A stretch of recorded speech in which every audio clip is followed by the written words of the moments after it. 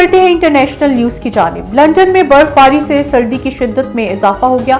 برف باری سے معاملات زندگی مفلوج، فلائٹ آپریشن معطل اور ٹرین تاخیر کا شکار گزشتہ رات ہو گئی۔ ہونے والی برف باری سے لندن شدید سردی کی لپیٹ میں آ گیا۔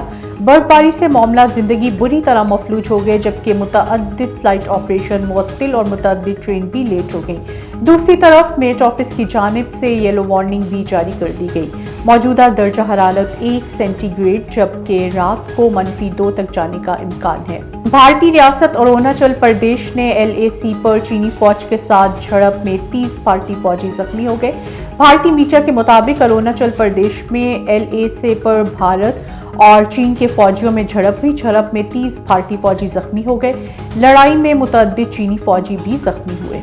دنیا کی تاریخ میں پہلی بار چاند پر کاروباری سرگرمیوں کی تیاری کا آغاز کر دیا گیا۔ جاپانی اسٹارٹ اپ کا خلائی جہاز ملک کے پہلے قمری مشن پر روانہ کر دیا گیا اور یہ نجی کمپنی کی جانب سے اپنی غیر نوعیت کا پہلا مشن ہے۔ ملکی خبر رساں ادارے کے مطابق ایلن مسک کے اسپیس ایکس کے ذریعے امریکی ریاست فلوریڈا کے لانچ سینٹر سے خلائی جہاز کو روانہ کیا گیا۔ ٹوکیو میں قائم اسٹارٹ اپ آئی اسپیس کی جانب سے تیار کردہ خلائی جہاز کو رات 2:48 پر فالکن 9 راکٹ کے ذریعے لانچ کیا گیا۔